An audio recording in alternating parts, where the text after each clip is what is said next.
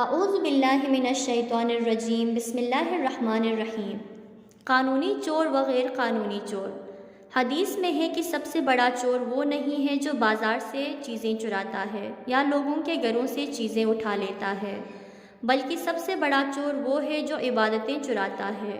چوری کے قانونی طریقے بھی موجود ہیں جو پوری دنیا کو نہیں آتے، وہ چوری کے قانونی طریقے صرف پاکستان میں رائج ہیں۔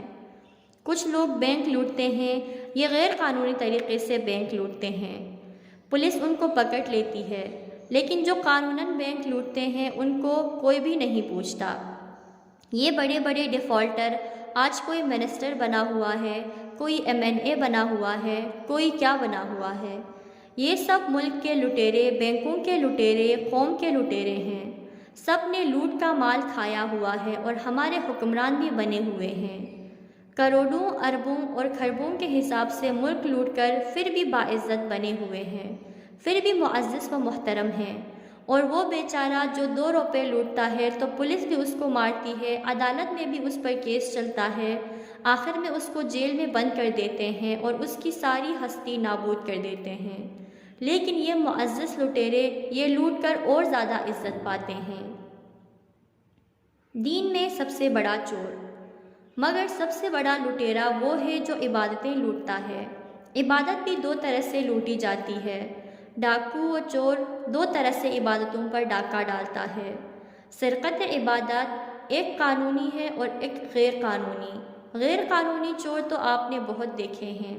غیر قانونی چور جو اصلاً روزہ رکھتے ہی نہیں ہیں، ڈٹ کر کھاتے ہیں، سرعام کھاتے ہیں، اصلاً سرے سے نماز پڑھتے ہی نہیں ہیں، اس پر سالانہ ٹوٹل 5 روپے خمس بنتا ہے، وہ بھی دبا کر رکھ لیتا ہے، وہ بھی نہیں دیتا، پھر کہتا ہے میرے 5 روپے سے دین کا کون سا نقصان ہو گیا؟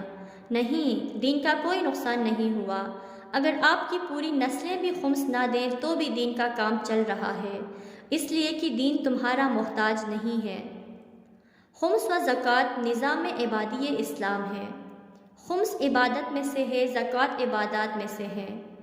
بعض غلطی سے اس کو نظام معیشت سمجھتے ہیں۔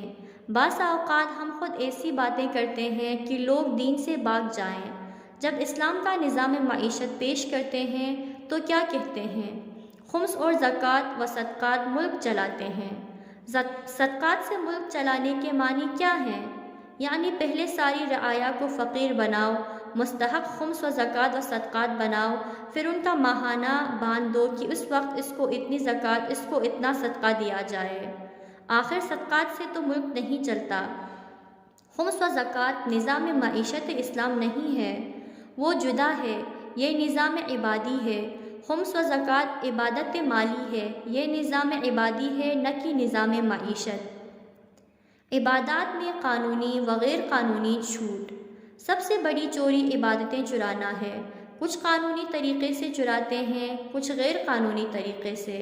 جیسے حج پر جاتے ہیں، جو حج پر مشرف ہوئے ہیں ان کو معلوم ہے، جو نہیں ہوئے ان کو خدا توفیق دے کہ سب زیارت خانہ خدا سے مشرف ہوں۔ وہاں جا کر کیا کرتے ہیں؟ وہاں بھی عبادت چرانے کا ایک عجیب منظر ہوتا ہے۔ قانونی اور غیر قانونی طریقے سے دوڑ لگی ہوتی ہے، لیکن وہاں چونکہ پیسہ لگا کر گئے ہوئے ہیں، کوشش کرتے ہیں کہ سارے کام قانونی طور پر کریں، غیر قانونی نہیں کرتے۔ جیسے روزے سے جان چھڑانے کے لیے سفر کرو، یہ قانونی لوٹ ہے۔ یہ وہی ہیں جنہوں نے ملک کو قانوناً لوٹا ہے اور بینک لوٹے ہیں، ان کو کوئی نہیں پوچھے گا۔ روزے کی حکمت سے لا علمی۔ توضیح المسائل میں بھی لکھا ہے کہ روزہ نہ رکھنے کے لیے جائز ہے کہ گھر سے باہر نکل جاؤ، حد ترخص سے پھر واپس آ جاؤ، بس تم مسافر ہو۔ قانونی طریقے سے عبادات ختم، لیکن اس کو نہیں معلوم کہ عبادت سے جی چرا کر اس نے اپنا کتنا نقصان کیا ہے۔ یہ عبادتیں کس لیے ہیں؟ یہ عبادتیں انسان کے تزکیہ کے لیے ہیں۔ روزہ کیوں ہے؟ روزہ روح کو موزون کرنے کے لیے ہے، نہ کہ جسم کو۔ ممکن ہے جسمانی طور پر نقصان ہوتا ہو، روزے کی حالت میں بہت سارے مواد کی کمی آ جاتی ہے، جیسے غذائی کمی آ جاتی ہے، وٹامنز کم ہو جاتے ہیں، کچھ پروٹین کم ہو جاتے ہیں، ہو جائیں۔ روزے کے معنی یہ تو نہیں کہ بدن کو کچھ بھی نہ ہو۔ ممکن ہے جسمانی طور پر تھوڑا سا نقصان بھی پہنچے۔ روزہ عادات کی اسارت سے رہائی۔ روزے کے اسرار و رموز میں سے ایک سر یہ ہے کہ ہم غلام عادات ہیں۔ ہم اپنی عادتوں کے اسیر ہیں۔ ہماری زمام ہماری عقل کے ہاتھ میں نہیں ہے۔ ہماری زمام ہمارے اعضاء و جوارح، ہماری حرکات و سکنات شریعت و فقہ و اسلام کے ہاتھ میں بھی نہیں ہے، بلکہ یہ سب عادات کے اسیر ہیں۔ ہم عادتوں کے غلام ہیں، لہٰذا بہت سارے کام ہمیں عادتیں کرواتی ہیں۔ عادت کے تحت نماز پڑھتے ہیں۔ بعض لوگ اپنا حسن بیان کر رہے ہوتے ہیں کہ جس دن ہم نماز نہیں پڑھتے ایسا محسوس ہوتا ہے کہ کوئی چیز گم ہو گئی ہے، واقعاً گم ہو گئی ہے، چونکہ آپ کی عادت تھی اس ٹائم پر اوپر نیچے ہونا اور نہیں ہوئے تو کوئی چیز گم لگتی ہے۔ ابھی بیٹھ کر اوپر نیچے ہو لو تو پھر واپس آ جائے گی، پتہ چل جائے گا جو چیز گم ہوئی تھی۔ ہم عادات کے کتنے اسیر ہیں۔ ایک آدمی کی عادت ہے تسبیح ہاتھ میں رکھ کر اس سے کھیلنا۔ اب تسبیح کہیں بھول آیا یا بچے نے باپ کی جیب سے نکال لی، اب والد صاحب مجلس میں آئے، جیب میں ہاتھ ڈالا تو تسبیح نہیں ہے، احساس ہوتا ہے کہ کوئی چیز کم ہے، چونکہ عادت تھی جو ابھی نہیں پوری ہو رہی۔ کسی کی عادت تھی سگریٹ پینا، سگریٹ نہیں مل رہی، دنیا تاریک ہے۔ کسی کی عادت ہے چائے پینا، اگر اسے چائے نہیں مل رہی تو اس کی دنیا تاریک ہے۔ کسی کی عادت ہے پان کھانا، نسوار کھانا، گٹکا و کتھا کھانا، یہ ہماری عادتیں ہیں۔ یہ عادت پوری نہیں ہوتی، لگتا ہے کوئی خلا ہے، ہمارے اندر کوئی کمی ہے۔ ہم اپنی عادتوں کے اسیر ہیں۔ ہم سے اچھے کام بھی عادتیں کرواتی ہے، برے کام بھی عادتیں ہی کرواتی ہے۔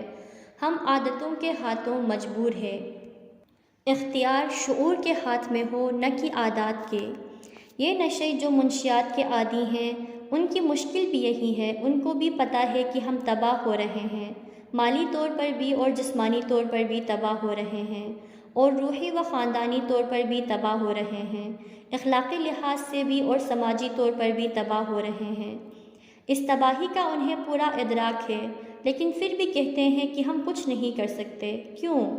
اس لیے کہ عادت ہے، ہم عادت کے ہاتھوں مجبور ہے۔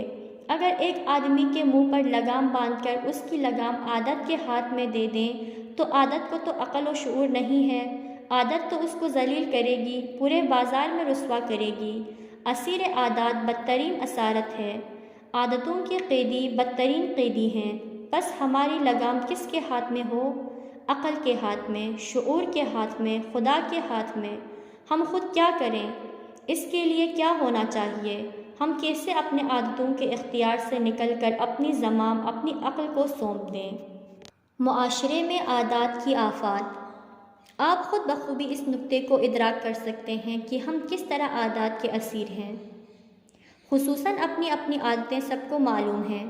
باپ بیٹے کو کہتا ہے کہ یہ سگریٹ چھوڑ دو، وہ کہتا ہے چھوڑ رہا ہوں۔ زوجہ میاں کو کہتی ہے سگریٹ چھوڑ دو، وہ کہتا ہے بس چھوڑ رہا ہوں۔ بیوی چھوڑ دیتا ہے، سگریٹ نہیں چھوڑتا۔ عادتیں اولاد سے والدین چھڑا دیتی ہیں، عادتیں عزیز رشتہ دار چھڑا دیتی ہیں، جن کو خدا نہ خواستہ رشوت خوری کی عادت پڑی ہوئی ہے، جن کو سود خوری کی عادت ہے، جن کو جھوٹ کی عادت ہے۔ بہت سارے کام واقعاً ہمارا جی نہیں چاہتا کہ کریں، لیکن ہم سے عادتیں کروا دیتی ہے۔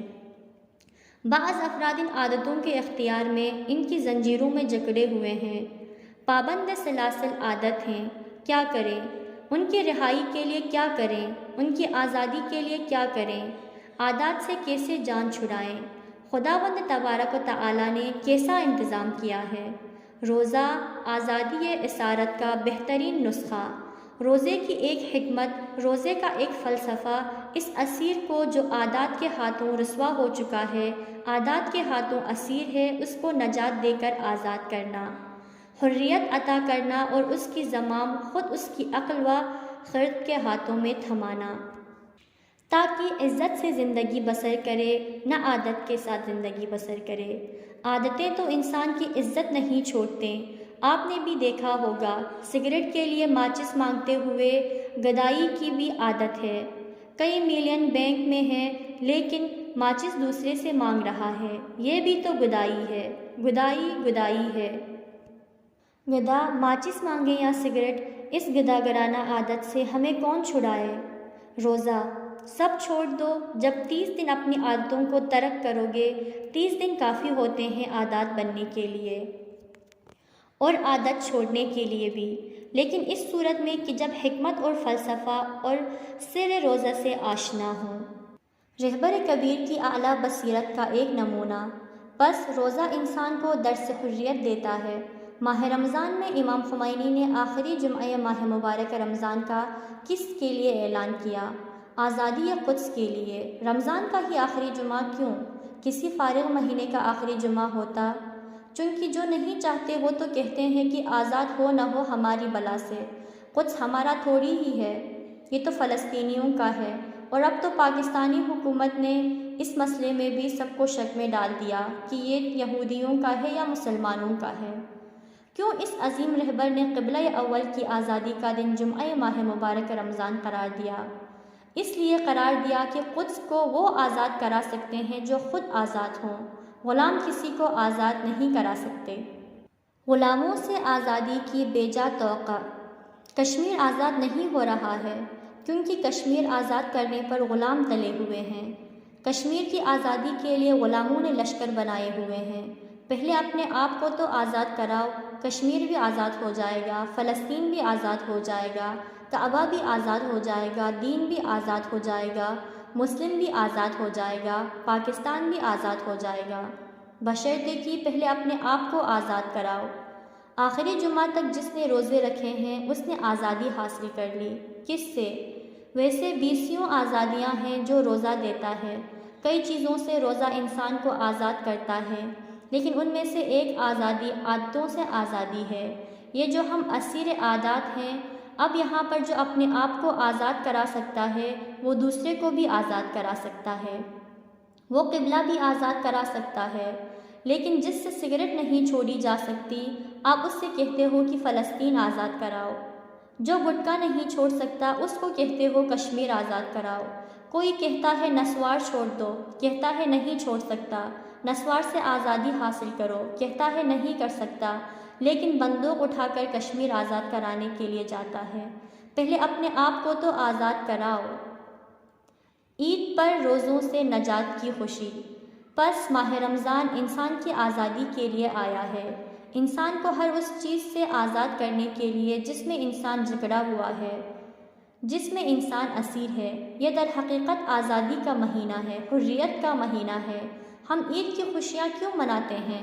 بہت سارے اس لیے خوش ہوتے ہیں چونکہ روزے ختم ہو گئے۔